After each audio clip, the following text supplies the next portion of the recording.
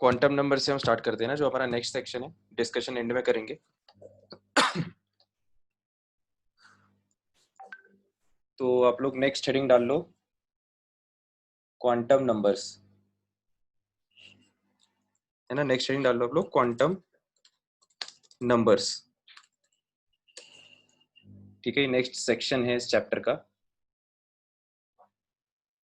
तो quantum numbers जो है वो एक कॉन्सिक्वेंस था श्रोडिंजर के वेव मैकेनिकल मॉडल का, है ना। क्वांटम नंबर्स वर्ड हमने श्रोडिंजर के वेव मैकेनिकल मॉडल पढ़ते टाइम हमने डिस्कस भी किया था, राइट। और उसमें हमने एक पॉइंट भी लिखा था, अगर आप लोगों को याद हो, कि श्रोडिंजर इक्वेशन को सॉल्व करके जो 3 क्वांटम नंबर्स हैं वो जनरेट होते हैं। ठीक है, तो हम यहाँ पर देखेंगे कि क्वांटम नंबर्स होते क्या हैं। पहले हम डेफिनेशन लिख लेते हैं क्वांटम नंबर्स की। डेफिनेशन लिखो, the set of 4 quantum numbers required to define an electron completely and uniquely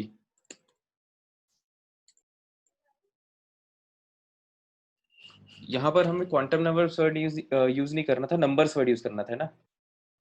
the set of 4 numbers required to define an electron completely and uniquely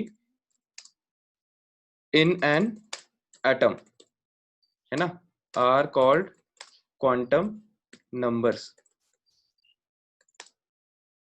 ठीक है, इसमें एक लाइन और लिख लो। आसान भाषा में हम क्या कह सकते हैं, in simple words they represent address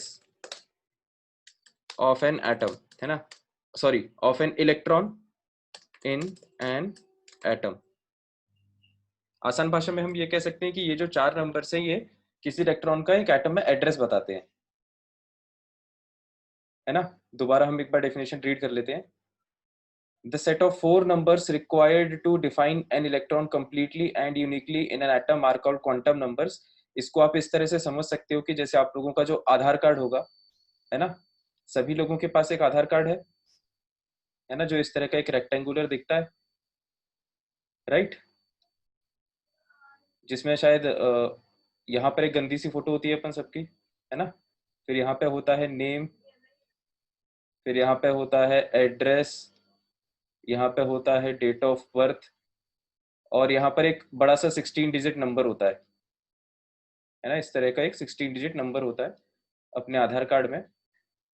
तो ये जो 4 सेट हैं, ये जो 4 फील्ड्स हैं, नेम हो गया, एड्रेस हो गया, डेट ऑफ बर्थ हो गया, और ये क्या बोलते हैं इसको, आधार नंबर हो गया।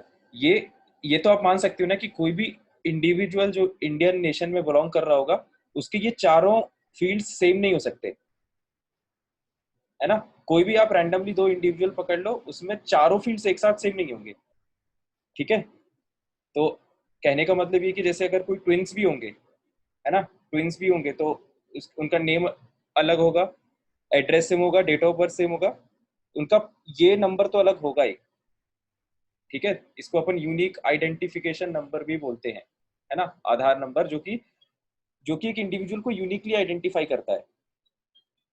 ठीक है, तो इसी तरह से जब हम इलेक्ट्रॉन की बात करते हैं तो एक एटम में क्योंकि बहुत सारे इलेक्ट्रॉन होते हैं, नेम सेम हो सकता है, date of birth also, address, हाँ नेम वगैरह ये सेम हो सकता है ना। कोइंसिडेंटली संकेत पूछ रहा है कि नेम सेम हो सकता है and date of birth also, address also. हाँ, तो मैं वही कह रहा हूँ कि ये सब फील्ड सेम हो सकती है ना, ये सब फील्ड सेम हो सकती है, लेकिन जब आप आधार कार्ड बनवाते हो तो उसमें आपका फिंगरप्रिंट भी मांगता है ना। तो जो आपका फिंगरप्रिंट है, fingerprint for no two individuals can be same. ठीक है, तो फिंगरप्रिंट के डिफरेंस से हम 2 इंडिविजुअल्स को अलग आइडेंटिफाई कर सकते हैं और उनको अलग अलग आधार नंबर असाइन कर सकते हैं। ठीक है, तो कुल मिला के ये चारों डिटेल्स जो हैं वो एक साथ सेम नहीं हो सकती, है ना, ऐसा पॉसिबल नहीं है, नहीं तो फिर अपन उसका पर्पस ही खत्म हो जाएगा फिर। ठीक है, तो ये अपन को, ये कॉमन एग्जांपल था, है ना, ये तो सबको समझ में आ गया होगा। अब यहाँ पर अपन देखते हैं अपनी डेफिनेशन क्या कह रही है। The set of 4 numbers required to define an electron completely and uniquely in an atom. तो देखो, जो एटम है उसमें बहुत सारे इलेक्ट्रॉन्स होते हैं, तो हम किस इलेक्ट्रॉन की बात कर रहे हैं, हम उसको कैसे इंडिकेट करें, उसके लिए 4 नंबर्स का यूज किया जाता है ना। जैसे किसी इंडिविजुअल को आइडेंटिफाई करने के लिए 4 फील्ड्स का यूज किया जाता है, name, address, date of birth और आधार नंबर, उसी तरह से इलेक्ट्रॉन को कंप्लीटली और यूनिकली, है ना, यूनिकली आइडेंटिफाई करने के लिए ये 4 नंबर्स का यूज किया जाता है, जिनको हम क्वांटम नंबर्स कहते हैं, है ना। तो आसान भाषा में हम क्या कह सकते हैं कि ये जो क्वांटम नंबर्स हैं ये किसी भी इलेक्ट्रॉन का एड्रेस, उसका पता बताते हैं। ठीक है, तो आई होप डेफिनेशन सबको क्लियर हो गई होगी। कोई चाहे तो ये आधार कार्ड की रफ डायग्राम बना सकता है, अगर उसको लगता है कि बनाने की जरूरत है तो। ठीक है, मैं अभी फिलहाल इसे यहाँ से हटा देता हूँ उसे। ठीक है, तो फिर अपन को ये तो समझ में आ गया कि अपन 4 नंबर्स की हेल्प से इलेक्ट्रॉन को यूनिकली आइडेंटिफाई करेंगे। अब वो 4 नंबर्स क्या हैं, देखो, अब आप अपनी जो कॉपी है उसको हॉरिजॉन्टल कर लेना, है ना। अभी आपकी कॉपी ऐसी होगी वर्टिकल, ये लेफ्ट वाला पेज और ये राइट वाला पेज। ठीक है, तो इसको 180 डिग्री घुमा देना, सॉरी 90 डिग्री घुमा देना उसको, तो ये कॉपी ऐसे हॉरिजॉन्टल हो जाएगी। ठीक है, और फिर यहाँ से अपन अब डायग्राम बनाना चालू करेंगे ऐसे, है ना। तो पूरे पेज पे डायग्राम बनाएंगे, उसके बाद हम आगे पढ़ाई चालू करेंगे। तो अगेन ये वाला डायग्राम अपन पहले भी बना चुके थे रफ में, अभी दोबारा बना रहे हैं। ये न्यूक्लियस है ना, हम एटम का आधा हिस्सा बना रहे हैं, राइट। तो ये अपना न्यूक्लियस हो जाएगा, फिर ये हो जाएगा हमारा पहला ऑर्बिट, ये हो जाएगा दूसरा orbit, n is equal to 2, ये हो जाएगा तीसरा ऑर्बिट। या चाहो तो तुम लोग पहले देख लो, उसके बाद बना लेना, है ना, जब फाइनली डायग्राम बन जाएगा पूरा तब। और ये हो जाएगा चौथा ऑर्बिट, है ना। और इस तरह से आगे और भी ऑर्बिट्स होंगे। ठीक है, इतने ऑर्बिट्स में हमें समझ में आ जाएगा। तो देखो, ये होता है, इसको बोलते हैं हम n इज इक्वल टू 1, है ना। Small n represents first orbit, n is equal to 2, ठीक है, second orbit, n is equal to 3 third orbit, n is equal to 4 fourth orbit. ठीक है, ये जो n इज इक्वल टू 1 है, इसे हम क्या क्या टर्म्स बोलते हैं, इसे हम फर्स्ट ऑर्बिट, है ना, ऑर्बिट या फिर शेल वर्ड भी यूज होता है, या energy level, first energy level. ठीक है, ये जो तीनों टर्म्स हैं, ऑर्बिट, शेल या एनर्जी लेवल, ये सब किसको रेफर करते हैं, n इज इक्वल टू 1 को। सर हाँ बोलो। सर फर्स्ट क्वांटम नंबर भी तो बोल सकते हैं। फर्स्ट क्वांटम नंबर नहीं, quantum number one. Quantum number, first quantum number तो प्रिंसिपल क्वांटम नंबर हो जाएगा ना। First okay sir. Quantum number मतलब तो प्रिंसिपल क्वांटम नंबर हो जाएगा। इसमें ऐसे बोल सकते हैं अपन कि प्रिंसिपल क्वांटम नंबर की वैल्यू 1 है इस ऑर्बिट में। ठीक है, इस तरह से बोल सकते हैं। Yes sir. तो ये होता है ऑर्बिट, है ना। तो ये फर्स्ट ऑर्बिट हो गया, ये सेकंड ऑर्बिट हो गया, ये थर्ड ऑर्बिट हो गया, एंड सिमिलरली ये फोर्थ ऑर्बिट हो गया। ठीक है, अब हम आते हैं ऑर्बिटल पे। तो अब देखो, ऑर्बिट में इलेक्ट्रॉन होता है, लेकिन अब ऑर्बिट के अंदर भी इलेक्ट्रॉन कहाँ पर होता है, तो फिर वो होता है ऑर्बिटल में, है ना। सेकंड जो चीज है वो है ऑर्बिट। ऑर्बिटल से भी ऊपर होते हैं सबशेल। एक मिनट रुको, यहाँ पर ये जैसे ये एस सबशेल आएगा पहले, 4 सबशेल्स होते हैं sp-df, ये है s सबशेल, है ना? फिर ये s सबशेल है, सेकेंड और पहले ऑर्बिट में एक ही सबशेल होता है s, दूसरे ऑर्बिट में 2 सबशेल होते हैं s और p, तीसरे ऑर्बिट में 3 सबशेल होते हैं s, p, d, और सिमिलरली चौथे ऑर्बिट में 4 सबशेल होते हैं s, p, s, p, d। पहले डायग्राम देख लो, उसके बाद बना लेना, है ना? तो तुम्हें समझ में आ जाएगा कितनी जगह में कितना बनाना है। फिर लास्ट में ही आता है f, ठीक है? फिर अपने जो सिलेबस में है कि वो केवल 4 ही सबशेल्स हैं sp-df, है ना? f के आगे अपन नहीं जाएंगे। मतलब जैसे फिफ्थ ऑर्बिट में भी, फोर्थ ऑर्बिट में तो 4 सबशेल हैं, दिख रहा है अपन को, sp-d-f। फिफ्थ ऑर्बिट में भी 4 होंगे अपने लिए, सिक्स्थ ऑर्बिट में भी 4 होंगे, जितने भी ऑर्बिट्स हैं अपने सिलेबस में केवल 4 ही सबशेल हैं sp-d till f, ठीक है? तो इलेक्ट्रॉन, नेक्स्ट क्वेश्चन ये उठता है कि जैसे इलेक्ट्रॉन अगर थर्ड शेल में है या थर्ड ऑर्बिट में है तो वो कौन से सब शेल में है, ठीक है?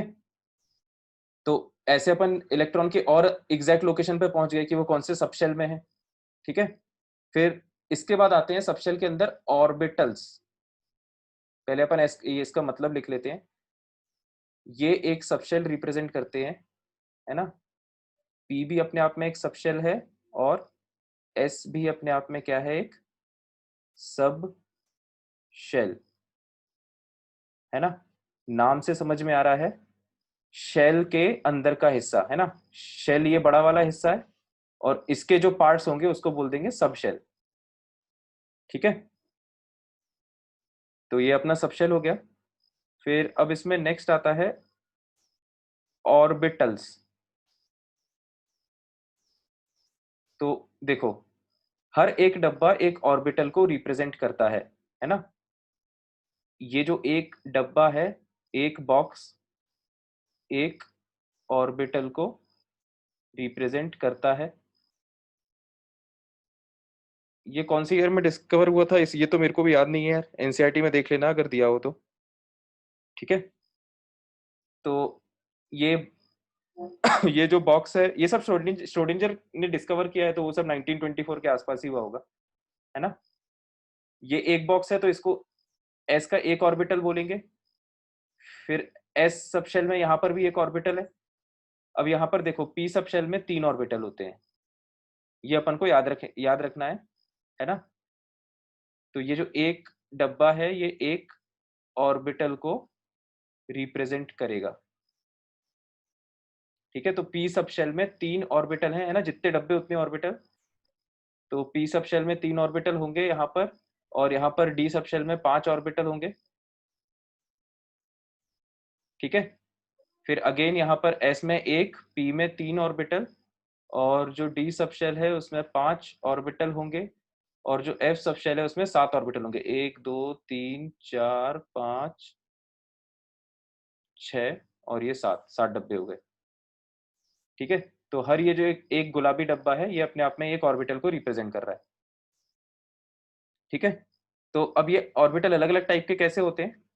जैसे एस का तो स्फेरिकल होता है, वो तो अपन को पता है। एस में तो एक ही पॉसिबिलिटी होती है ना, स्फेरिकल ऑर्बिटल हमने ड्रॉ किया था एस में।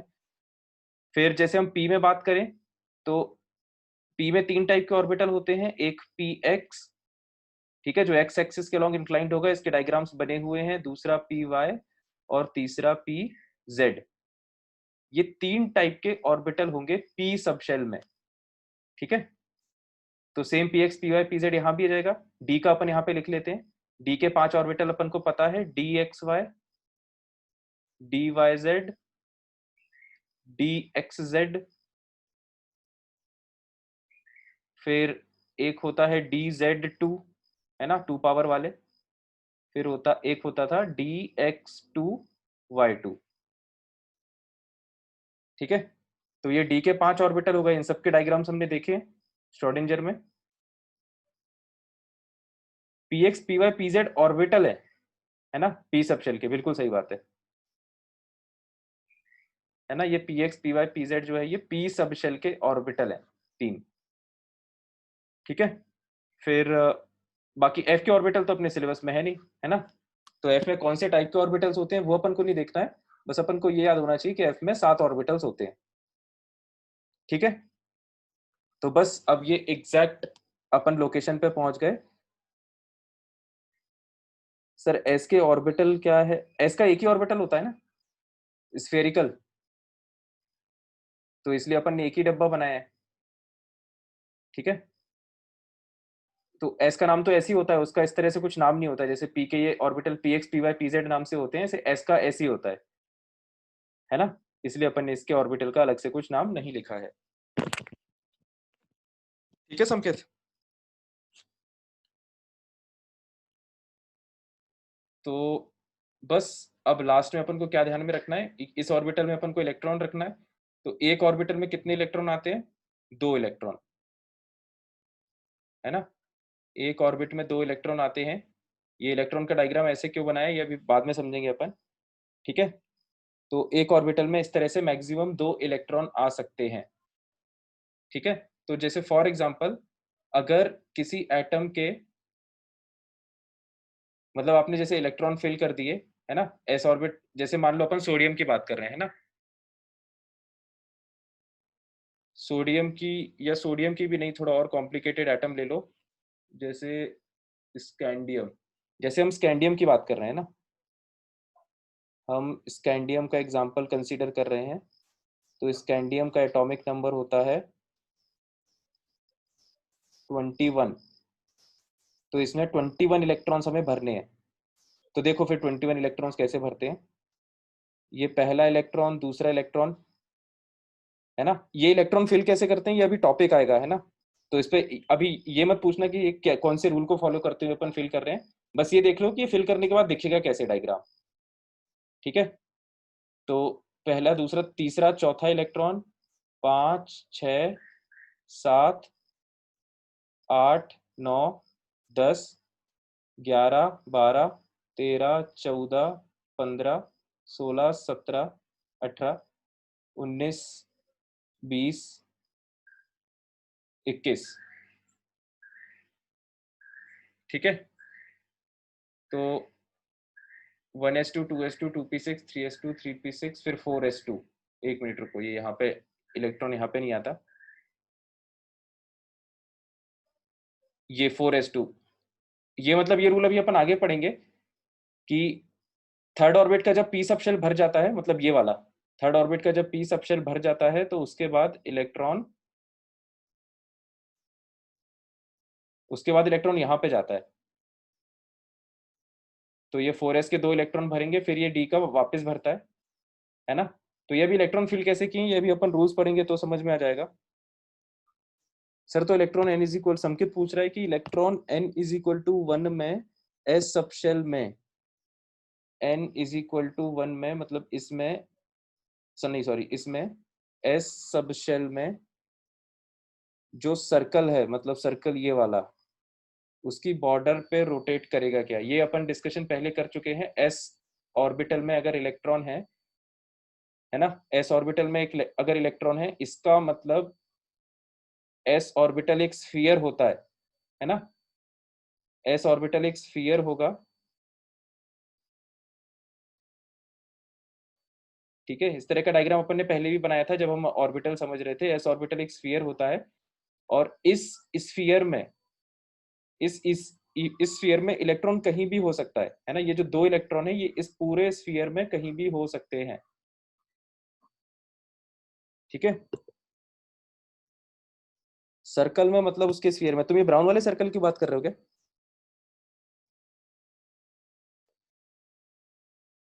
हाँ सर, ये मतलब ये जो येलो वाला स्फीयर है इसमें इलेक्ट्रॉन कहीं भी हो सकता है।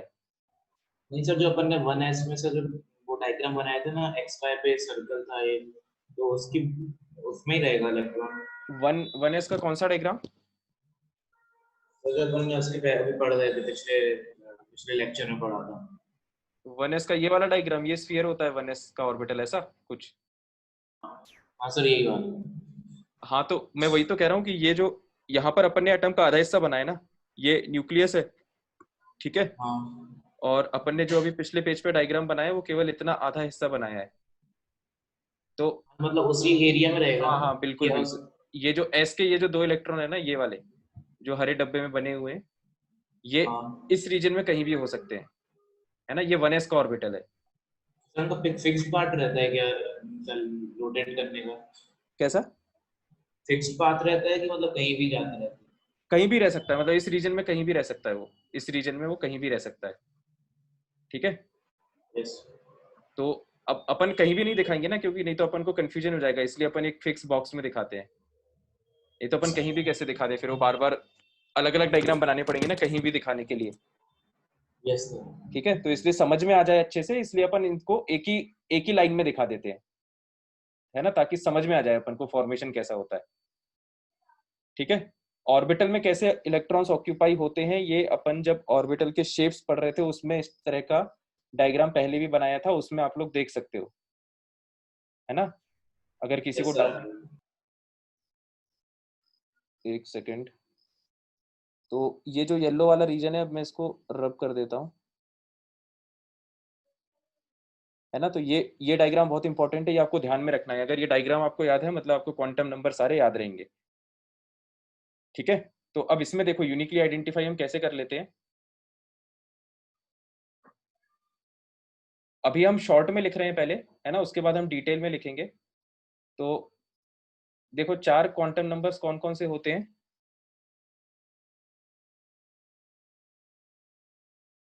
एक सेकेंड, देखो 4 क्वांटम नंबर्स होते हैं।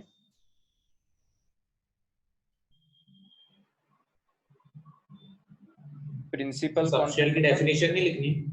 डेफिनेशन वही मैं बोल रहा हूँ ना, अपन अभी डिटेल में लिखेंगे ये सब बाद में।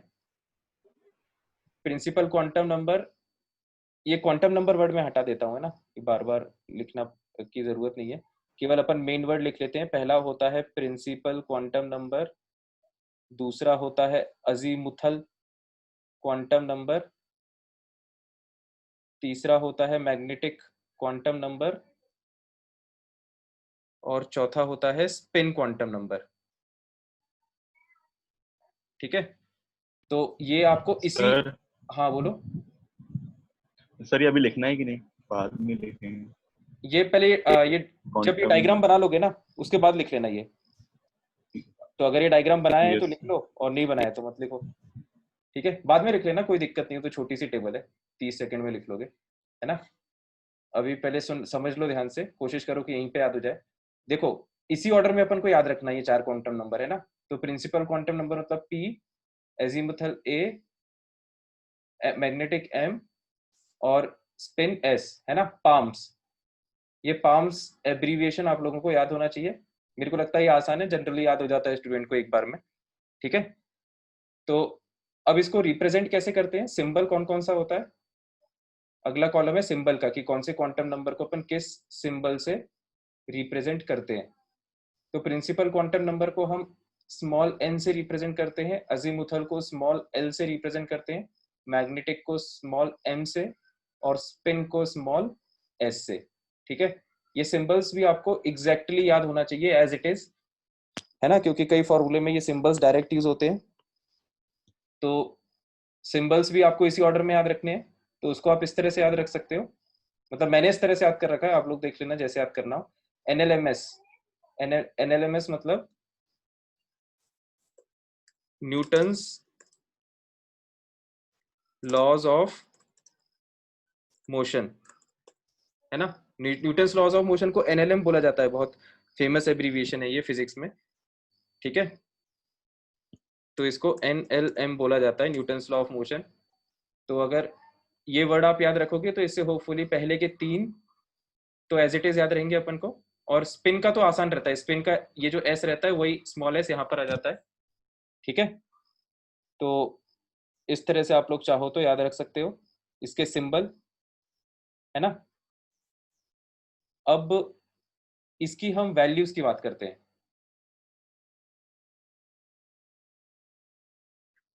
वैल्यूज, तो देखो जैसे हमने अभी ये बात सुनी थी ये बात समझी है, डेफिनेशन में हमने लिखी है कि ये जो 4 क्वांटम नंबर की वैल्यूज हैं, ये किसी एक इलेक्ट्रॉन को यूनिकली आइडेंटिफाई कर देती हैं, ठीक है। तो जैसे फॉर एग्जांपल, सभी लोग ध्यान से सुनना, हम मान लीजिए कि हम इस इलेक्ट्रॉन को आइडेंटिफाई कर रहे हैं,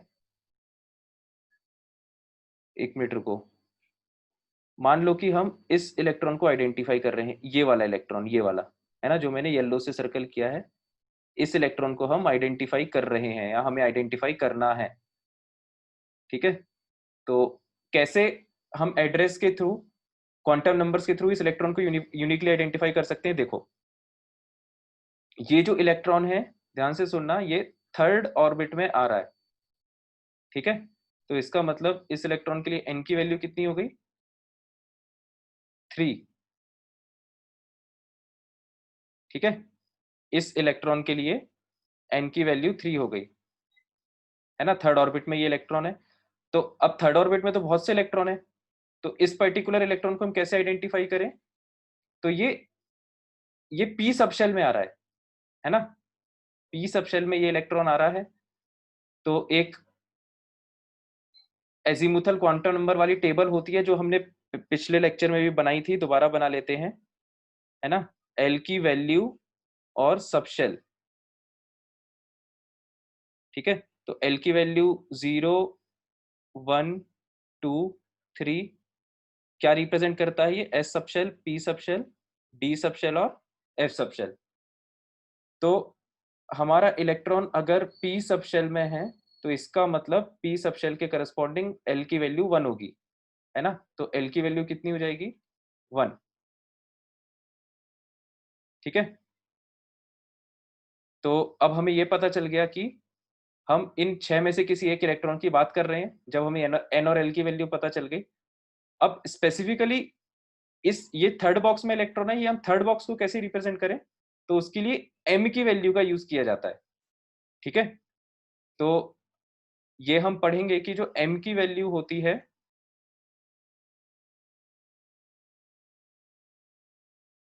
ये जो l की वैल्यू होती है, ये होती है 0 to n-1 में कोई भी वैल्यू हो सकती है, ये अभी मैं समझा दूंगा ये ऐसे क्यों लिखा है। फिर m की जो वैल्यू है वो -l to l, ये वैल्यूज वेरी करती हैं स्मॉल m की, है ना। तो ध्यान से सुनना, जैसे स्मॉल l की वैल्यू 1 आई, तो इसका मतलब m की वैल्यू कहां से कहां लाई करेगी, -1 to 1। तो m की 3 वैल्यूज पॉसिबल है ना। m की 3 वैल्यूज देखो कौन कौन सी पॉसिबल है। m क्या रिप्रेजेंट कर रहा है, ऑर्बिटल, तो ऑर्बिटल की 3 वैल्यूज कौन कौन सी पॉसिबल है, -1, 0 और 1। और वहां पर हमने l लिखा था, -l to l। हाँ, -l to l, लेकिन अपन जो एग्जांपल डिस्कस कर रहे हैं अभी उसमें l 1 हो गया ना, ये तो जनरल है, -l to l तो जनरल है, ठीक है। तो ये अभी मैं एक्सप्लेन करूंगा कि ये जो ब्रैकेट में लिखा है ये क्यों लिखा है ना। अभी अपन एग्जांपल पे फोकस करते हैं, उससे समझ में आ जाएगा। तो देखो, -1 to 1 कोई भी वैल्यू हो सकती है ना। कहने का मतलब ये है, देखो ये लाइन ध्यान से सुनना, अगर अगर हम बात कर रहे हैं ऐसे इलेक्ट्रॉन की जो l = 1 मतलब p सबशेल में है, तो अब दिक्कत ये है ना कि p सबशेल में तो 6 इलेक्ट्रॉन्स है या 3 बॉक्सेस हैं, तो आप कौन से बॉक्स की बात कर रहे हो वो कैसे हम पता करें, m की वैल्यू से। तो जब m की वैल्यू 1 होगी, इसका मतलब आप 3rd बॉक्स की बात कर रहे हो, ठीक है। तो हमारा जो इलेक्ट्रॉन है जो हमें आइडेंटिफाई करना है, उसके लिए m की वैल्यू क्या है, 1, ठीक है। तो m की वैल्यू 1, इसका मतलब क्या हुआ, हम कहां पे पहुंच गए, हम इस बॉक्स तक पहुंच गए हैं अब, कि इलेक्ट्रॉन इस बॉक्स में है। अब बात यह है कि यहाँ पर 2 इलेक्ट्रॉन होते हैं, एक ऊपर पॉइंट करता है और एक नीचे पॉइंट करता है। तो हम किसकी बात कर रहे हैं फिर दोनों इलेक्ट्रॉन में से, तो देखो s की जो लास्ट क्वांटम नंबर है वो इस चीज में हेल्प करता है ना। तो s की जो वैल्यू है वो 2 वैल्यू होती है, या तो +1/2 होती है या फिर -1/2, दोनों में से कोई भी सही एक। जनरल है अभी ये एस तो, की वैल्यू।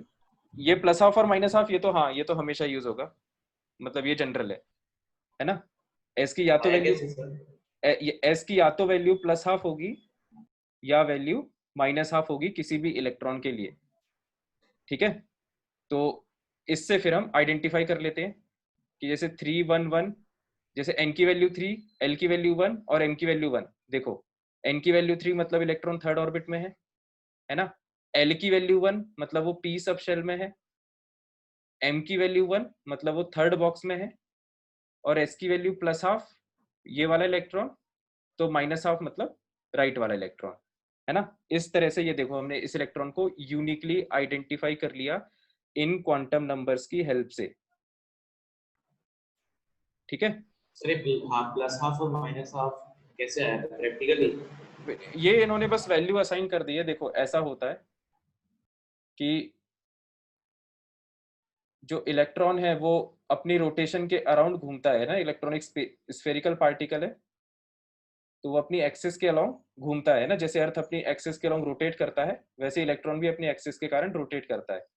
तो वो एक हम राइट हैंड थंब रूल की बात करते हैं ना। राइट हैंड थंब रूल, ये जैसे कैसे? ये मान लो अपना थंब है, तो ये जो आप उंगलियां हैं उसको इस डायरेक्शन में घुमाओ, है ना। तो थंब जिस डायरेक्शन में पॉइंट करेगा उसी को हम इलेक्ट्रॉन के स्पिन की डायरेक्शन मान लेते हैं। ठीक है, तो अगर इलेक्ट्रॉन एंटी क्लॉकवाइज रोटेट कर रहा है ना, तो थंब ऊपर की तरफ पॉइंट करेगा। मतलब ये इमेजिन करते जाओ आप। ठीक है, तो उसका स्पिन हम इस तरह से दिखा देते हैं। ये सब अभी अपन पढ़ेंगे आगे, जब स्पिन क्वांटम नंबर डिटेल में पढ़ेंगे। तो जब इलेक्ट्रॉन अपने एक्सिस के अराउंड एंटी क्लॉकवाइज घूम रहा है, तो जो थंब है वो ऊपर की तरफ पॉइंट करेगा, तो इलेक्ट्रॉन का डायरेक्शन हम ऐसे दिखा देते हैं। और इसका उल्टा, जब इलेक्ट्रॉन क्लॉकवाइज घूम रहा है तो थंब जो है वो नीचे की तरफ पॉइंट करेगा। तो हम इलेक्ट्रॉन को इस तरह से ऐसे दिखा देते हैं। ठीक है सर, हाँ बोलो। प्लस हाफ और माइनस हाफ कौन कौन से इलेक्ट्रॉन्स के लिए होता है? मतलब प्लस हाफ किसको असाइन करेंगे और माइनस हाफ किसको असाइन करेंगे? यार ये इसमें ऐसा रहता है, ये अभी अपन स्पिन क्वांटम नंबर जब लिखेंगे तो उसमें ये पॉइंट लिखेंगे कि ये डिपेंड करता है। जैसे अगर आप इसको -12 बोल रहे हो ना, तो ये +12 हो जाएगा। और इसको अगर -12 बोल रहे हो तो ये +12 हो जाएगा। मतलब ये रिलेटिव होता है ना दोनों। ऐसा कुछ रूल नहीं है कि ऊपर वाले को +12 ही बोलते हैं या फिर नीचे वाले को -12 ही बोलते हैं। बस तुम ये समझ लो कि ये दोनों एक दूसरे के कॉम्प्लीमेंट्री हैं। ठीक है सर हाँ सर, बोलो। तो फिर सर आंसर अलग अलग हो सकते हैं ना? हाँ हाँ, तो बिल्कुल अलग अलग हो सकता है ना। जैसे अगर कोई ये पूछे ना कि ये जो इलेक्ट्रॉन है इसके लिए एनएलएमएस की क्या पॉसिबल वैल्यूज है, तो इसकी वैल्यूज अपन बताएंगे। इसकी दो पॉसिबल सेट बताएंगे अपन, 311 +12 या फिर 311 -12, है ना। हम आंसर इस तरह से देंगे, 311 +12 या फिर 311 -12। सर प्लस हाफ ही क्यों लिया? मतलब प्लस 2 भी ले सकते थे ना। यार वो तो बस रिप्रेजेंटेशन है, मतलब वो मैथमेटिकल नहीं है ये बस उन्होंने वैल्यू असाइन कर दी, ये वैल्यू कैलकुलेट नहीं की है ना। कुछ भी कर दिया मतलब अपने मन से। हाँ, तो इसको ऐसे ही बस ये याद रखना, +12 वैल्यू होती है, मतलब दो पॉसिबल वैल्यूज है, +12 और -12। ठीक है, तो अब देखो, अब ये तो चलो, ये जो वैल्यूज थी, ये वाली जो वैल्यूज थी, ये तो अपन ने इस इलेक्ट्रॉन के लिए लिखी है। एक सेकेंड,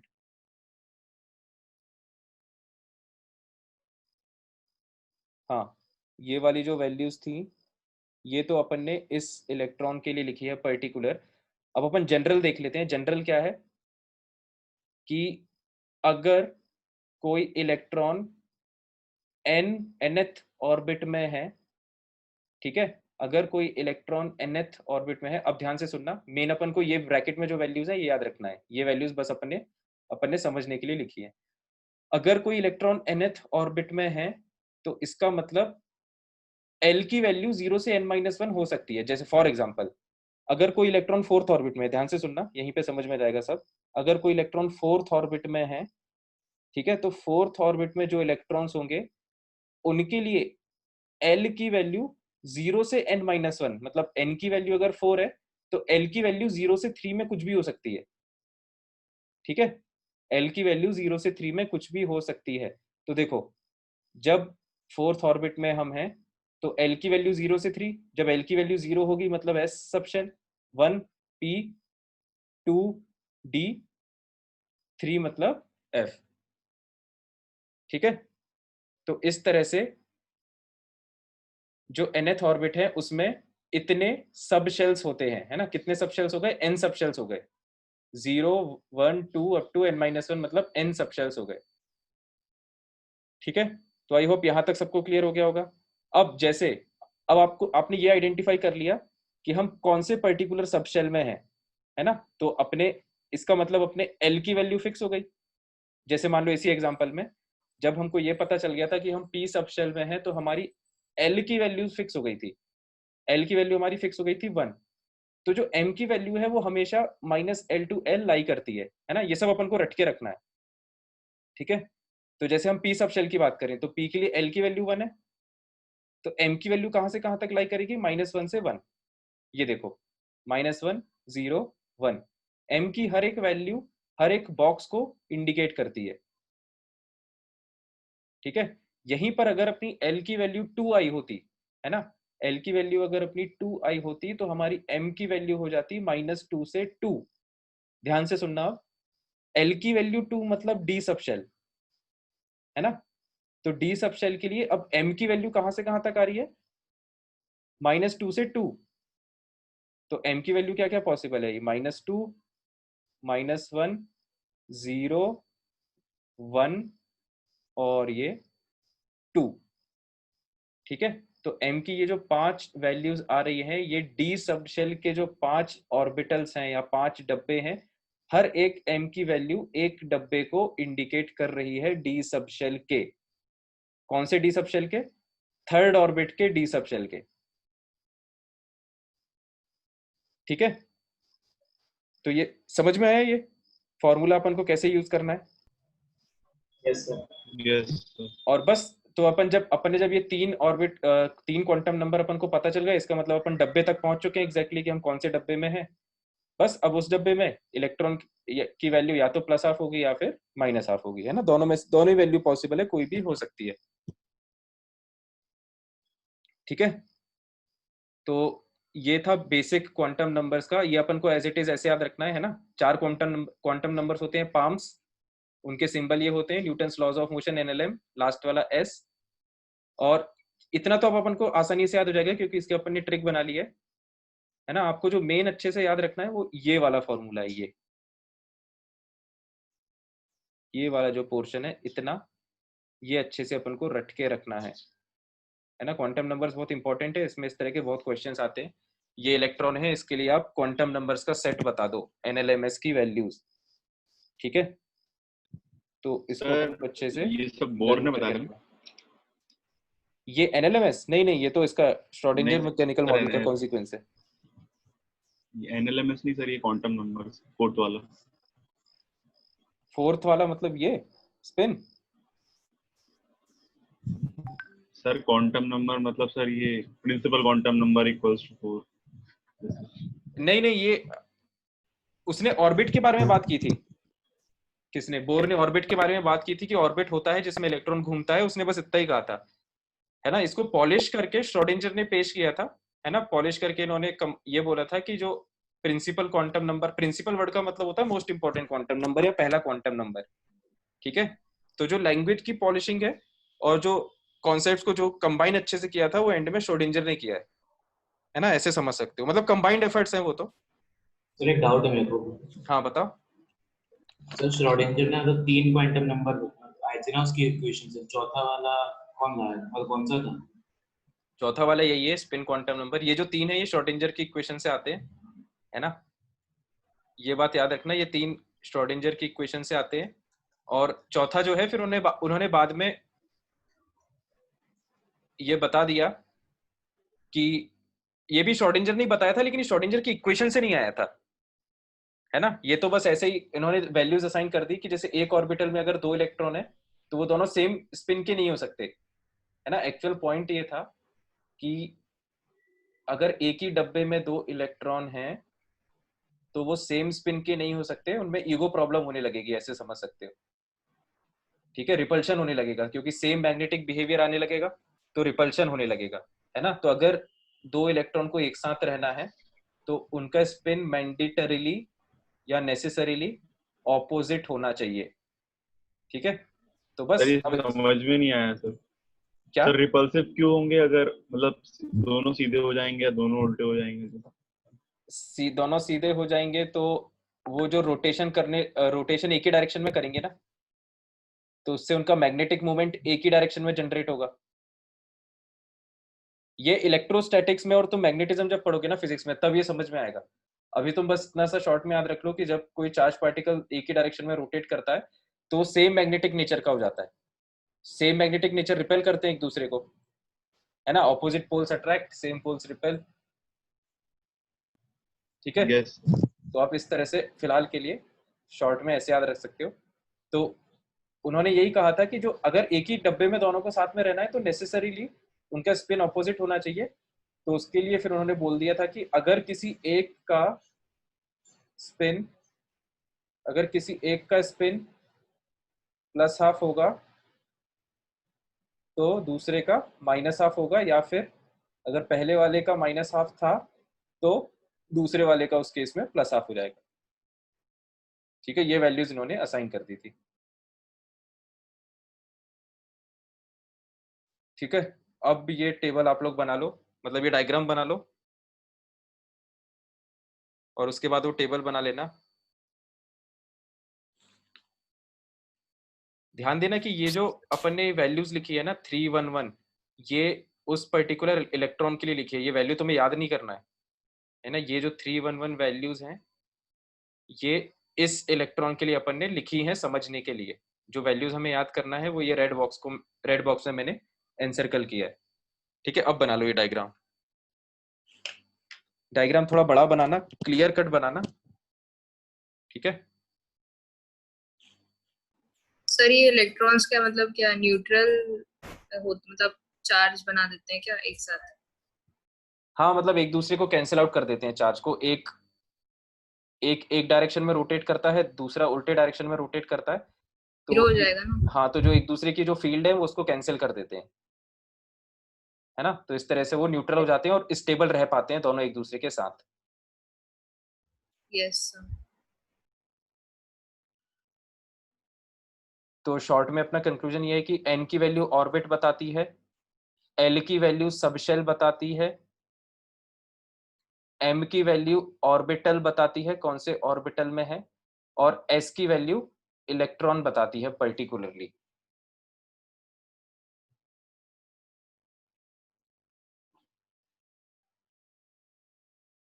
तो ये जो एक एरो है ये इलेक्ट्रॉन को रिप्रेजेंट करता है ना, इलेक्ट्रॉन्स। तो सारे वर्ड्स इसमें अपन ने लिख लिए। सर वो dx हाँ, y dy z उनका कैसे यूज होता है? ये अपन ने डी सबशेल के देखे थे ना, 5 ऑर्बिटल होते हैं।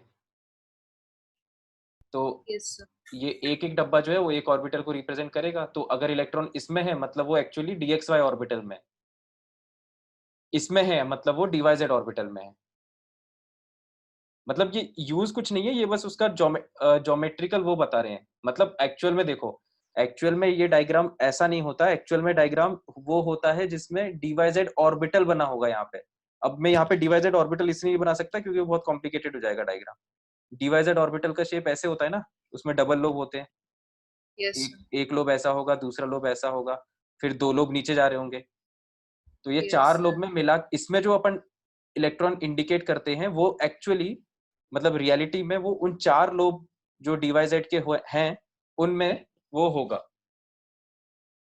ठीक है, समझ में आया यस पाखी? सर। Yes sir. तो अपन उसको इस फॉर्म में इसलिए नहीं करते क्योंकि वो पेपर पे रिप्रेजेंट करने में बहुत दिक्कत होगी, इसलिए ये सिंप्लीफाइड मतलब रिप्रेजेंटेशन बनाया मतलब गया है। मतलब क्वेश्चन में यूज होता है क्या इसका? किस किस चीज का मतलब एग्जैक्टली क्या पूछ रही है? तो मतलब dx y dy z मतलब इनका क्वेश्चंस में यूज आता है क्या? नहीं नहीं, नहीं आता।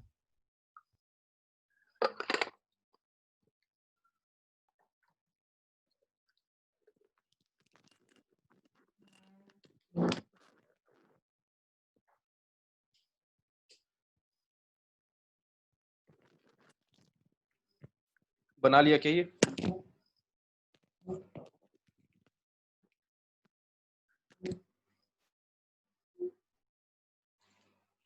जब बना लो तो बता देना मुझे, है ना।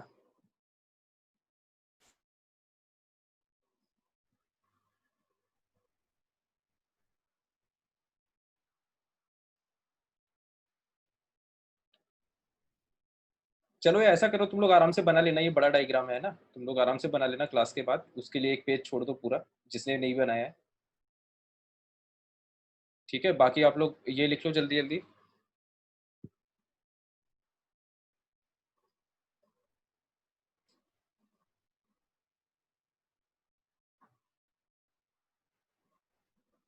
ये बस ये ध्यान रखना, ये बस ट्रिक है याद रखने के लिए, है ना, नहीं तो तुम लोग बाद में 2 महीने बाद पढ़ो तो कंफ्यूज हो जाओगे, सर ये केमिस्ट्री में न्यूटन्स लॉ ऑफ मोशन कैसे आ गया एकदम से, है ना, इस तरह का डाउट नहीं आना चाहिए, तो इसमें लिख लेना, ट्रिक है ये सिंपल। सर इसको एनएलएमएस लिख देते हैं ना, न्यूटन्स लॉज ऑफ मोशंस, आखिरी में एस हाईलाइट कर एनएलएमएस लिख देंगे दो, बस। एनएलएमएस लिख दो, कोई दिक्कत नहीं है, वो तो तुम्हारी श्रद्धा है यार, वो तो याद रखने की ट्रिक है, तुम्हें कोई दूसरा स्टेटमेंट अच्छे से याद रहता है तुम दूसरा लिख लो, है ना। यस।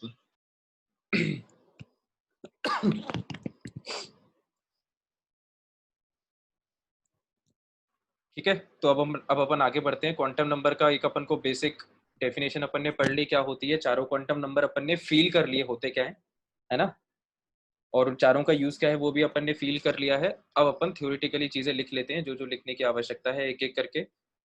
पहला है, एक एक करके चारों क्वांटम नंबर के बारे में लिख लेते हैं। पहला है प्रिंसिपल क्वांटम नंबर, है ना।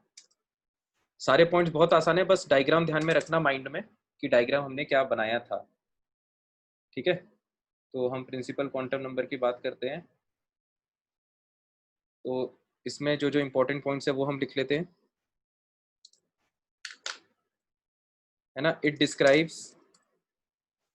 Describes size of orbital and total energy of electron, ठीक है। इसको अपन समझ लेते हैं। ऑर्बिटल का साइज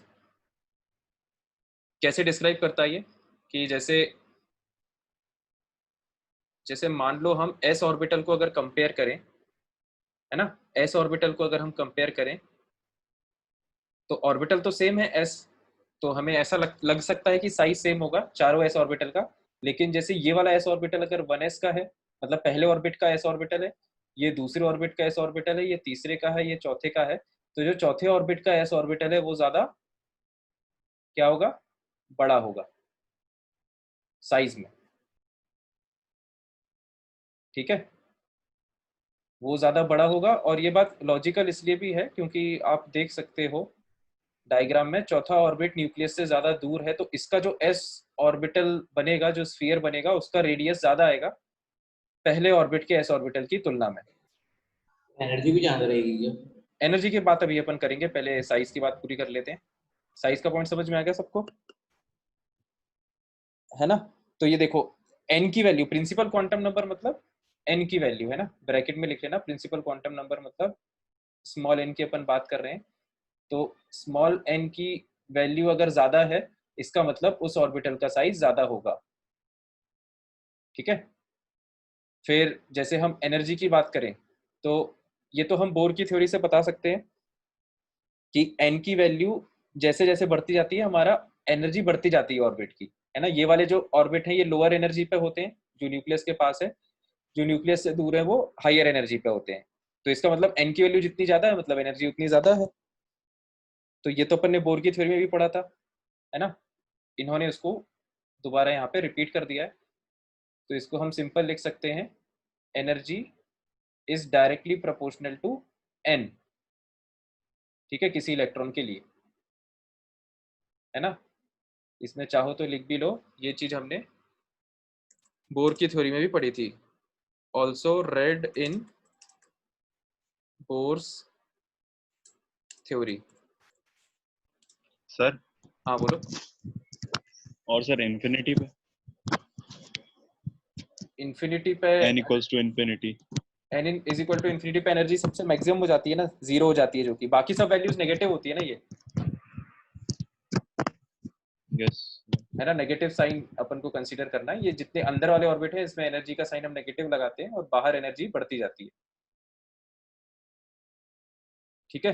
तो ये हो गया एनर्जी इज सर डायरेक्टली, हाँ सर बोलो। सर वैसे जब अपन वो लगाते हैं मतलब एनर्जी ट्रांजिशन दिखाते हैं, मतलब ट्रांजिशन दिखाते हैं उसका ट्रांजिशन ऑर्बिट्स मतलब के नीचे अंदर। से ऊपर कि ऊपर से नीचे? सर ऊपर से नीचे सर, ऊपर मतलब से नीचे से नीचे, ऊपर।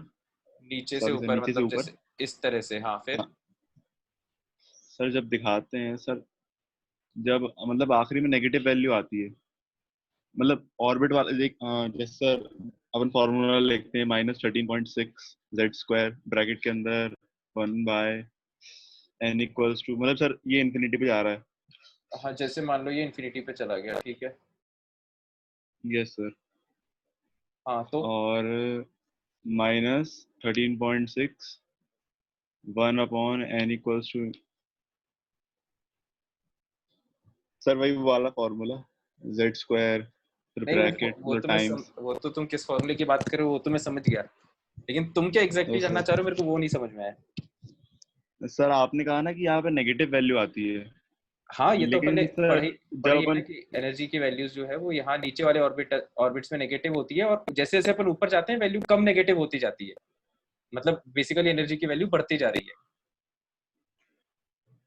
सर लेकिन जब कोई ट्रांजिशन होता है n इक्वल किसी भी नीचे वाले ऑर्बिट से इंफिनिटी पे, तो हम्म। सर जब तो एनर्जी की वैल्यू सर वो आती है ना पॉजिटिव, क्योंकि सर -13.6 और सर इसके अंदर भी नेगेटिव आ जाता है।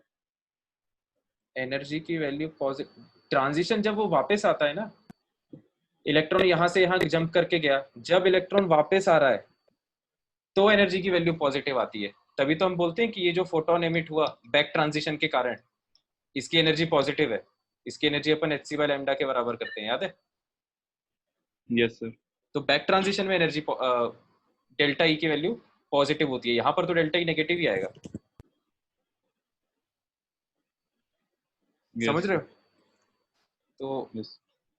ये इसमें कंफ्यूज होने की कोई जरूरत नहीं है ना? अगर ये क्वेश्चन में अगर तुम कंफ्यूज होते ना तो मेरे को बताना, उस टाइम पे तुम्हें ज्यादा अच्छे से समझ में आएगा कि तुम किस पॉइंट पे कंफ्यूज हो रहे हो। ठीक है, तो ये जो ऑरेंज वाली लाइंस थी इनको आप इग्नोर कर देना, ये डायग्राम का पार्ट नहीं है। तो ये देखो, ये चीजें अपन को एन की वैल्यू से पता चलती हैं। एन की वैल्यू से और क्या पता चलता है अपन को?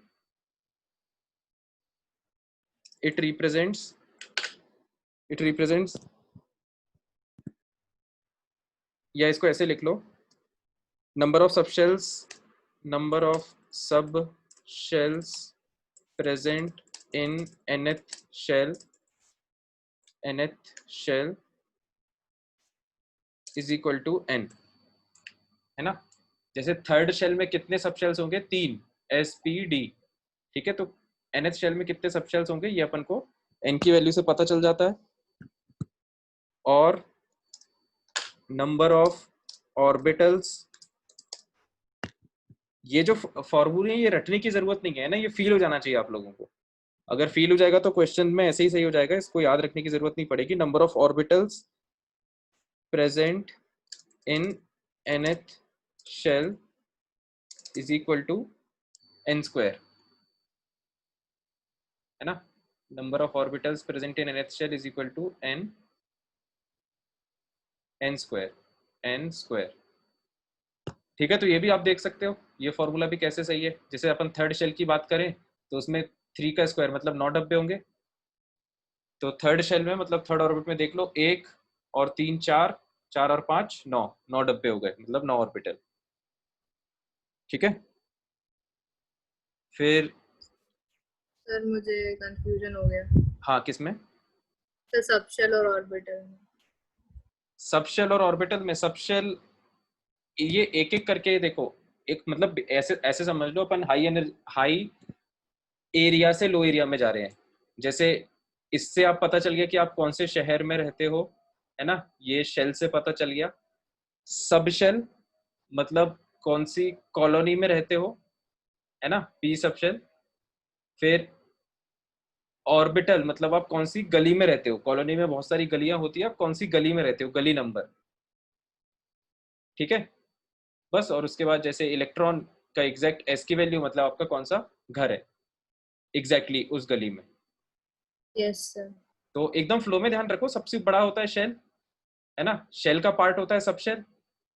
ठीक है, तो शेल का जो नेक्स्ट पार्ट होगा वो सबशेल होगा, सबशेल के जो फर्दर छोटे पार्ट्स होते हैं वो होते हैं ऑर्बिटल, और बस ऑर्बिटल के अंदर होते हैं इलेक्ट्रॉन्स। Yes sir. तो हम क्या बात कर रहे थे, number of orbitals present in nth shell, nth shell या nth ऑर्बिट में n स्क्वायर डब्बे होंगे, ठीक है। अब इसमें अगला पॉइंट है जो लिखने वाला है, maximum electrons which can be present in nth shell equal to, कितने हो सकते हैं maximum electrons? 2n square. 2n square है ना। ये वाला तो आप ऐसे ऊपर वाले से याद रख सकते हो। जब nth शेल में, अगर nth शेल में n स्क्वायर डब्बे आ रहे हैं और एक डब्बे में 2 इलेक्ट्रॉन आ सकते हैं मैक्सिमम, तो इसका मतलब क्या है, उस nth शेल में maximum 2n electrons, 2n square electrons हो सकते हैं, है ना, मैक्सिमम इलेक्ट्रॉन्स, ठीक है। तो ये वाला पॉइंट आसान था, है ना। और अपन को इससे क्या पता चलता है, एंगुलर मोमेंटम, है ना। एंगुलर मोमेंटम का फॉर्मूला क्या था, याद है आप लोगों को? mvr is equal to nh by 2 pi, Bohr's theory में अपन ने पढ़ा है। Angular momentum is equal to, वो तो सीधी सी बात ये कि जिन जिन फॉर्मूले में स्मॉल एन आएगा ना, वो सब वैल्यूज अपन प्रिंसिपल क्वांटम नंबर के हेल्प से बता सकते हैं। एंगुलर मोमेंटम nh बाई 2 पाई, ठीक है। ये अपन ने कहाँ पढ़ा है, इसमें लिख भी लेना, यही वाली लाइन लिख लेना दोबारा, also read in Bohr's theory, है ना, ऑल्सो रेड इन बोर थ्योरी, ठीक है। तो इतनी चीजें अपन, अगर अपन को n की वैल्यू पता है तो अपन इतनी सारी चीजें बता सकते हैं। तो MVR रहता था तो R क्या होता था उसमें? किसका? तो MVR होता था ना इसकी इक्वल में, तो उसमें R क्या रहता था, मैं भूल गया था। MVR, R radius, V velocity, M मास। तो रेडियस ऑफ किसका? रेडियस ऑफ ऑर्बिट, बोर की थ्योरी के Yes. हिसाब से था, है ना। तो बाकी मारिया क्या पूछ रही है, एक मिनट, मारिया पूछ रही है but sixth shell doesn't have 6 सब शेल्स। हाँ, अब वो ये बात तो खैर है कि अपने सिलेबस में, मतलब एक्चुअल में सब शेल्स तो उतने ही होते हैं, अपने सिलेबस में केवल 4 सब शेल्स है ना, SPDF। तो ठीक है, ये पॉइंट आप लोग लिखना चाहो तो लिख लो। ये जहां पर अपन ने लिखा है ना, नंबर ऑफ सब shells present in nth shell is equal to n, है ना। इसके लिए आगे अपन एक लाइन और लिख लेते हैं कि n की वैल्यू 4 से ज्यादा नहीं होगी कभी अपने लिए, अपने सिलेबस में, है ना। इन आवर सिलेबस, है ना, n जो है, इसको अपन ऐसे लिख लेते हैं मैथमेटिकली, n जो है वो 4 से ज्यादा नहीं होगा, है ना। इस तरह से आप लिख लो, ठीक है। तो हाँ, चंद्रभान तुम कुछ कह रहे थे बीच में शायद। सर इससे रेडियस भी तो निकाल सकते हैं, MVR equals to NH by 2 pi. यार फिर वो तो लेकिन बोर की थ्योरी में था ना, अभी बाद में अब दिक्कत ये हुई ना कि उन्होंने ये बोल दिया कि यार ये ऑर्बिट का तो कॉन्सेप्ट ही गलत है। तो इसमें जब ऑर्बिट का कॉन्सेप्ट ही उन्होंने गलत कर दिया तो फिर उसका रेडियस भी इनएक्यूरेट आएगा। इनएक्यूरेसी की बातें हुई है ना श्रोडिंगर की थ्योरी में, कि जो आप इतनी वो क्या बोलते हैं उसको, जो आप इतनी एग्जैक्टली बोलते हो कि सेकेंड ऑर्बिट का रेडियस तो ये है, ऐसा थोड़ी ना है। इलेक्ट्रॉन उस रेडियस में घूम रहा है ऐसा जरूरी थोड़ी ना है। इलेक्ट्रॉन तो एक ऑर्बिटल में घूमता है, तो वो इलेक्ट्रॉन उस ऑर्बिटल में कहीं भी हो सकता है, ठीक है। तो इसलिए वो अपन रेडियस को अपन यहाँ पे नहीं कंसीडर करते, मतलब क्वांटम थ्योरी के हिसाब से नहीं कंसीडर करते हैं ना, बोर थ्योरी के हिसाब से करते हैं। क्वेश्चन पे डिपेंड करेगा कि वो रेडियस अगर क्वेश्चन में आ रहा है मतलब वो बोर थ्योरी लगाने के लिए बोल रहा है ना। Yes sir. तो प्रिंसिपल क्वांटम नंबर खत्म हुआ अपना, अगले पे आते हैं। थोड़ा सा अपन जल्दी जल्दी करते हैं, आज अपन को क्वांटम नंबर्स खत्म करना था। अजीमुथल, अगला जो है पाम्स के हिसाब से अजीमुथल क्वांटम नंबर जिसको हम रिप्रेजेंट करते हैं स्मॉल एल से, है ना। इसकी जानकारी प्राप्त करते हैं, क्या क्या होता है पता चलता है इससे। देखो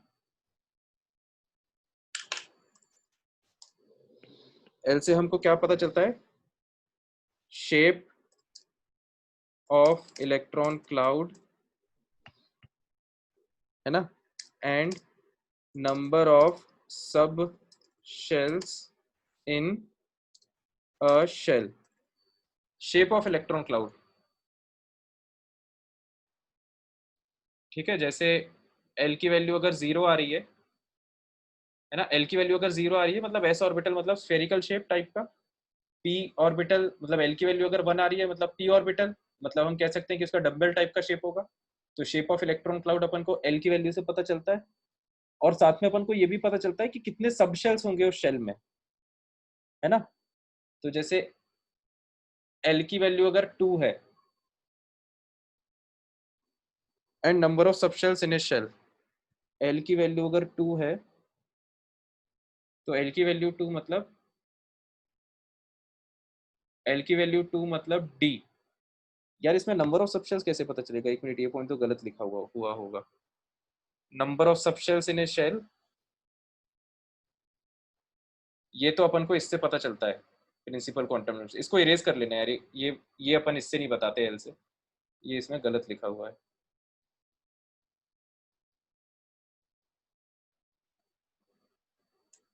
शेप ऑफ इलेक्ट्रॉन क्लाउड पता चलता है एक तो, है ना। फिर इसकी वैल्यू 0 से n-1 होती है, ये तो अपन ने लिख लिया था, टेबल भी अपन ने बना ली थी।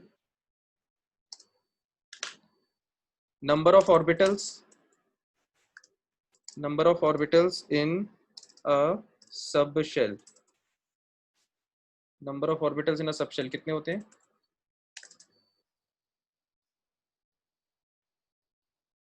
तो जैसे अपनी एल की वैल्यू कितनी आई थी, है ना। जैसे हमारी एल की वैल्यू 1 आई है, ठीक है। तो इसका मतलब एम की वैल्यू कहाँ से कहाँ तक होगी, -1 से 1, है ना, मतलब 3 ऑर्बिटल होंगे, ठीक है। तो एल की वैल्यू से अपन को ये भी पता चलता है कि उस सबशेल में कितने ऑर्बिटल्स होंगे, ठीक है, -L to L, है ना। तो that's why number of orbitals in A subshell कितने, इसकी कितने ऑर्बिटल्स होते हैं टोटल, 2l+1, 2l+1, है ना। तो जैसे फॉर एग्जांपल इस पॉइंट का अपन एग्जांपल देख लेते हैं यहाँ पे, जैसे वही वाला जो अपना एग्जांपल है, एल की वैल्यू अगर 1 आई, 1 मतलब पी सबशेल, तो पी सबशेल के लिए एम की वैल्यू आती है -L to L, मतलब -1 0 1, है ना। तो -1 0 1 मतलब ये तीन कितने ऑर्बिटल्स पॉसिबल हैं, इसका मतलब उस सबशेल में ये 3 ऑर्बिटल पॉसिबल है, px py pz, ठीक है। तो कितने ऑर्बिटल्स पॉसिबल है, 2l+1, जब आप l की वैल्यू 1 डालोगे तो इसका आंसर कितना आएगा 3, है ना। तो 3 ऑर्बिटल पॉसिबल है, px py pz। तो ये फॉर्मूला समझ में आया सबको, ठीक है। Yes yes sir. फिर और आगे बढ़ते हैं हम, maximum electrons in a particular subshell, एक सबशेल में, एक पर्टिकुलर सबशेल में, ध्यान देना अपन शेल की बात नहीं कर रहे, वर्ड्स एकदम ध्यान से पढ़ना है ना, सबशेल की बात कर रहे हैं। पर्टिकुलर सबशेल में मैक्सिमम कितने इलेक्ट्रॉन्स हो सकते हैं, अगर ऑर्बिटल 2l+1 है तो इलेक्ट्रॉन कितने हो जाएंगे, 2 × 2l+1, है ना, 2 × 2l+1, ठीक है। अगर ऑर्बिटल 2l+1 है तो इलेक्ट्रॉन 2 × 2l+1 हो जाएंगे मैक्सिमम इलेक्ट्रॉन्स। फिर इससे अपन को पता चलता है, ये एक टर्म इंपॉर्टेंट है, कई बार क्वेश्चन में आता है, ऑर्बिटल अंगुलर मोमेंटम, है ना, ये अपन को रट के रखना है। ऑर्बिटल एंगुलर मोमेंटम, जिसको कैपिटल एल से कई बार रिप्रेजेंट कर देते हैं, इसका फॉर्मूला होता है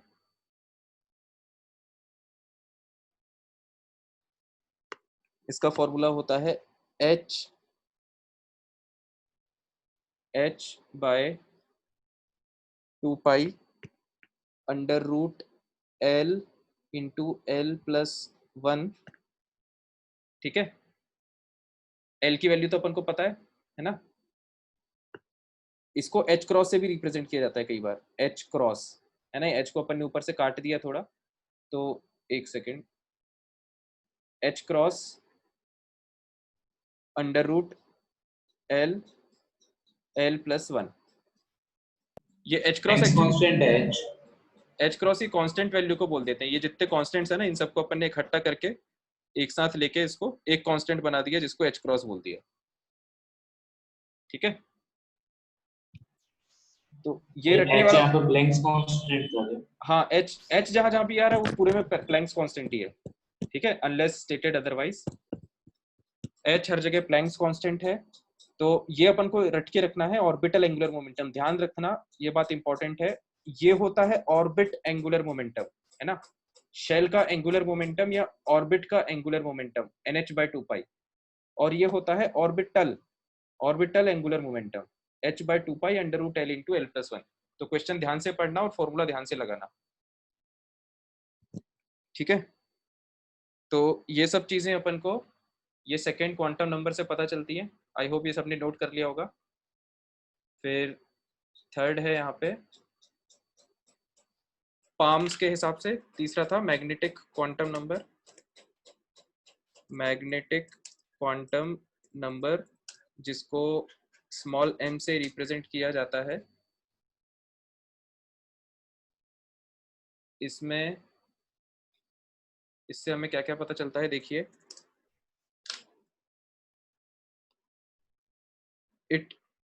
it gives orientations of orbitals in coordinate axis, जिसको आप शॉर्ट में बोल सकते हो 3D में ओरिएंटेशन, है ना। 3D में किस तरह से ऑर्बिटल्स ओरिएंटेड हैं, ये अपन को पता चलता है, ठीक है। तो ये वाला पॉइंट अपन देख लेते हैं। तो जैसे वही वाला एग्जांपल देख लेते हैं, जैसे m की वैल्यू 1 आई, है ना। मतलब m की जो अलग अलग वैल्यू है, ये देखो m की जो अलग अलग वैल्यू है वो अलग अलग ओरिएंटेशन बताती है। जैसे m की वैल्यू अगर -1 है, मतलब जो p ऑर्बिटल है वो x डायरेक्शन में ओरिएंटेड है 3D में। 0 है मतलब y डायरेक्शन में ओरिएंटेड है।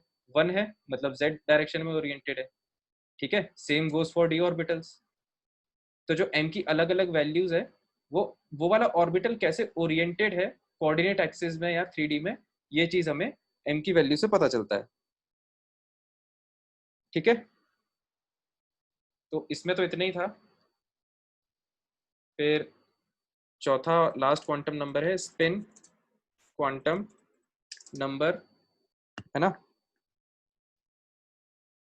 तो इसके स्पिन क्वांटम नंबर से हमें इलेक्ट्रॉन का स्पिन के बारे में पता चलता है। It gives spin off electron, ठीक है। इट हैज वैल्यू वही वैल्यू होती है +½ और -½ +½ और या फिर -½ हो सकती है वैल्यू। ये बात हम पहले भी लिख चुके हैं, ठीक है। तो ये जो प्लस और माइनस साइन है ये स्पिन को रिप्रेजेंट करते हैं, है ना। तो यहीं पर लिख लेना कि अगर +½ क्लॉकवाइज स्पिन को रिप्रेजेंट कर रहा है, इलेक्ट्रॉन के क्लॉकवाइज स्पिन को रिप्रेजेंट कर रहा है, तो -½ किसको रिप्रेजेंट करेगा, एंटी क्लॉकवाइज, है ना। या फिर अगर -½ को हमने क्लॉकवाइज बोला है, तो फिर उस केस में +½ किसको रिप्रेजेंट करेगा, एंटी क्लॉकवाइज को, ठीक है। एक डाउट था मेरा। हाँ बताओ।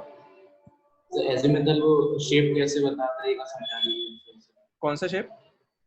एजीमुथल की जो पहली लाइन थी ना, शेप ऑफ इलेक्ट्रॉन क्लाउड, वो बता दीजिए।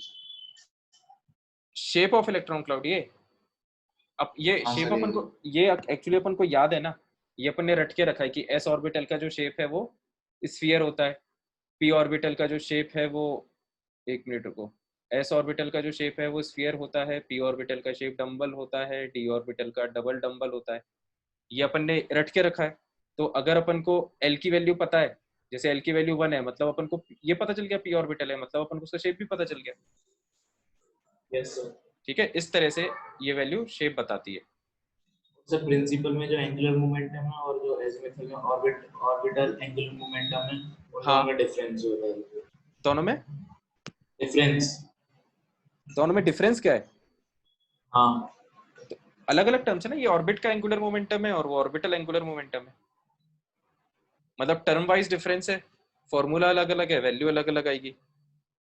ठीक है, होता क्या ऑर्बिट है, वाइज मतलब इसका समझ में नहीं आ रहा, कंफ्यूज इसको हो रहा इसको हूँ। रटने वाला टर्म है ना, ये वाला जो टर्म है, ये इसको लर्न करना है अपन को, इसमें कुछ भी समझने का नहीं है, क्योंकि ये फिजिक्स का टर्म है और अपन यहाँ पे फिजिक्स तो नहीं लगाएंगे, है ना। क्वेश्चन डायरेक्ट बस ये आता है कि आप ऑर्बिटल एंगुलर मोमेंटम बताओ, तो अपन को डायरेक्ट ये फॉर्मूला याद रखना है ना। ये फॉर्मूला भी रखने वाला ऑर्बिट है। को शेल भी कह सकते हैं ना? हाँ, शेल कहते ही हैं ऑर्बिट को, Yes. ये यहाँ पे लिखा है अपन ने डायग्राम में, ऑर्बिट और शेल एक ही चीज होती है। ठीक है, तो ये अपना स्पिन हो गया। स्पिन में अपन ने कहाँ तक लिख लिया ये, हाँ, ये कंडीशन इंपॉर्टेंट है, ध्यान रखना, है ना। स्टूडेंट्स के क्वेश्चन इस पे गलत होते हैं, ऐसा जरूरी नहीं है कि प्लस वाला ही मतलब क्लॉकवाइज हो, है ना, प्लस वाला एंटी क्लॉकवाइज भी हो सकता है। ठीक है, यस। ये लाइन हम यहाँ पे लिख लेते हैं। It is not necessary that, it is not necessary that plus sign represents clockwise spinning। ठीक है, ये लाइन भी आप एक लिख लेना, ये लाइन इंपॉर्टेंट है कैलकुलेशन पॉइंट ऑफ व्यू से। फिर इस और अपन आगे बढ़ते हैं स्पिन क्वांटम नंबर में ही। तो इसमें स्पिन मैग्नेटिक मोमेंट भी एक टर्म होता है, जैसे ऑर्बिटल एंगुलर मोमेंटम था, ऑर्बिट एंगुलर मोमेंटम था, वैसे एक टर्म होता है स्पिन मैग्नेटिक मोमेंट। ठीक है, जिसको जिसको म्यू से रिप्रेजेंट किया जाता है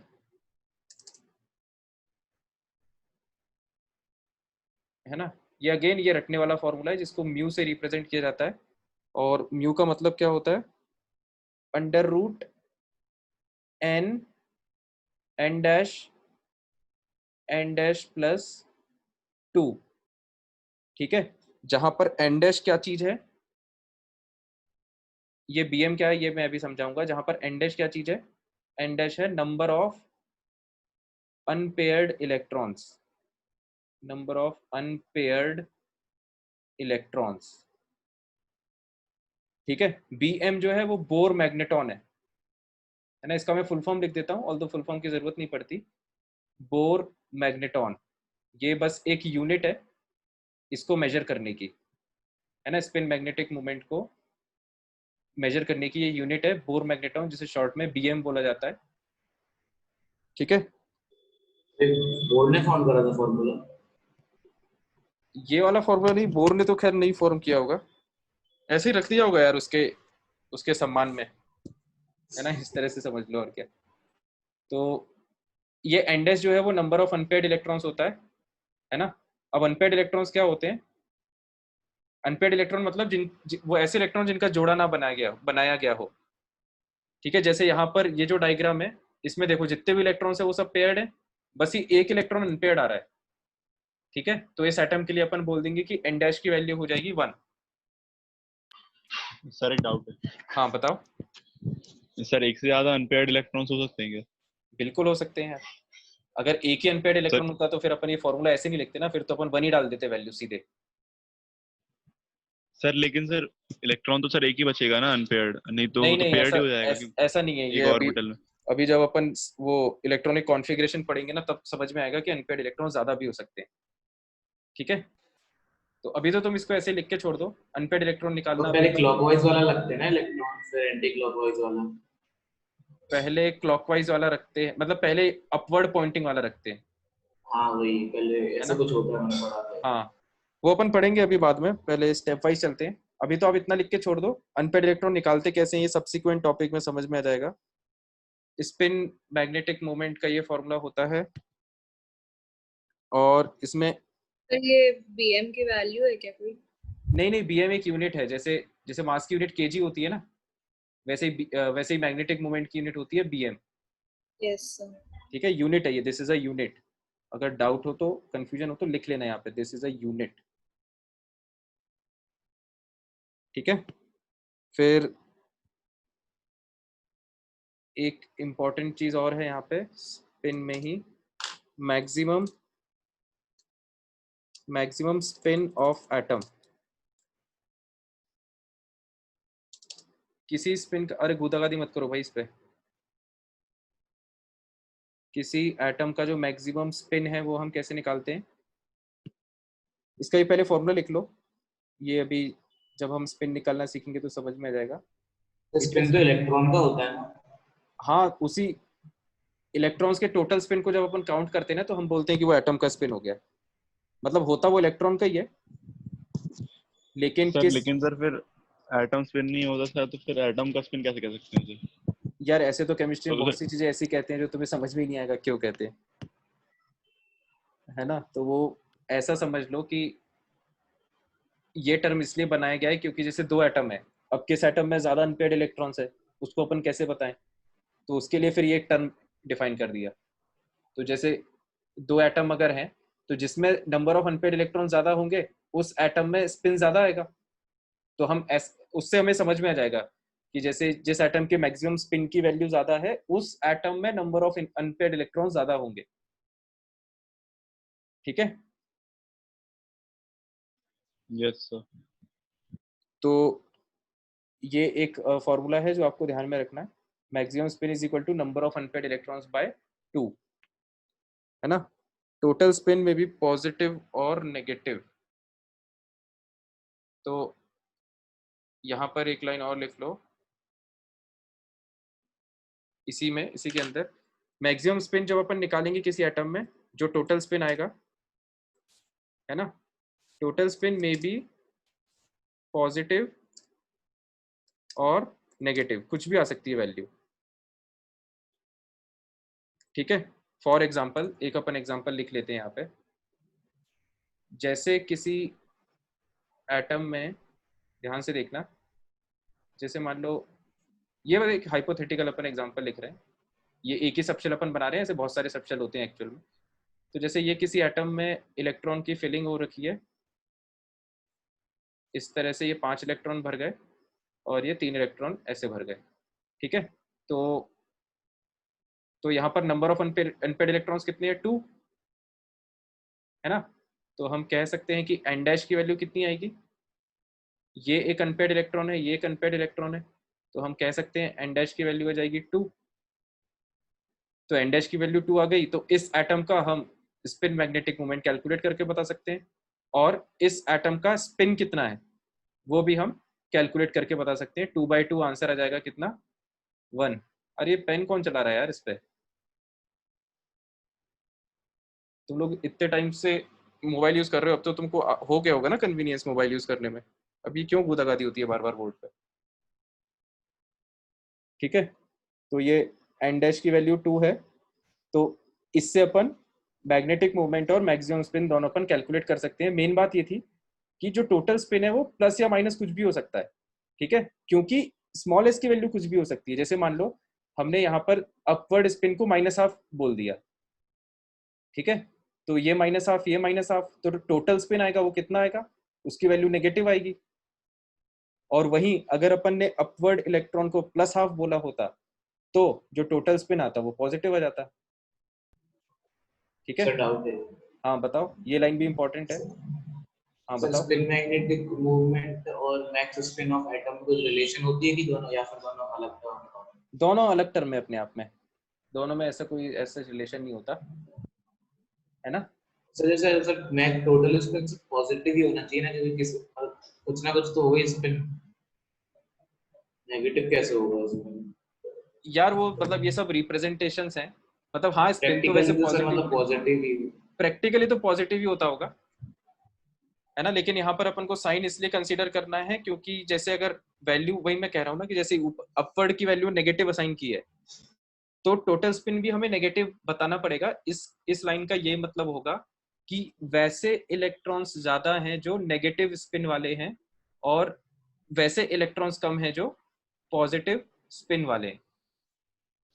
Yes. ठीक है, इसलिए हमें टोटल स्पिन का जो साइन है वो स्पेसिफाई करने की जरूरत है ना।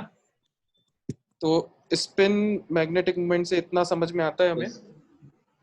ठीक है, तो कल की क्लास में मतलब जब भी हमारी नेक्स्ट क्लास होगी उसमें हम इलेक्ट्रॉनिक कॉन्फ़िगरेशन पढ़ेंगे, जिसमें हम ये देखेंगे कि ये जो इलेक्ट्रॉन अपन भरते हैं, है ना, इसको भरने के कुछ रूल्स होते हैं। मतलब ऐसा अपनी मनमर्जी नहीं चलती है कि इलेक्ट्रॉन, पहला इलेक्ट्रॉन यहाँ भर दिया, फिर दूसरा यहाँ भर दिया, तीसरा यहाँ भर दिया, ऐसा नहीं होता। There is a set of rules which we have to follow while filling the electrons, which we will study in subsequent class। ठीक है, तो ये जो 4 क्वांटम नंबर्स थे, ये चारों क्वांटम नंबर्स अपन ने यहाँ पे देख लिए हैं, है ना। तो जो जो रटने वाले फॉर्मूले हैं वो आप लोग याद कर लेना, जो समझने वाला पोर्शन था वो अपन ने समझ ही लिया है। बाकी आज अपन को टाइम तो नहीं मिल पाया डिस्कस करने का, तो अपन नेक्स्ट क्लास में पहले डिस्कशन ही कर लेंगे, है ना। नेक्स्ट क्लास में मेरे को याद दिला देना, स्टार्टिंग में अपन डिस्कशन करेंगे, उसके बाद अपन थ्योरी पढ़ेंगे। ठीक है, Thank you. चलो अपन मिलते हैं फिर नेक्स्ट थैंक क्लास यू में। सर। Bye everyone.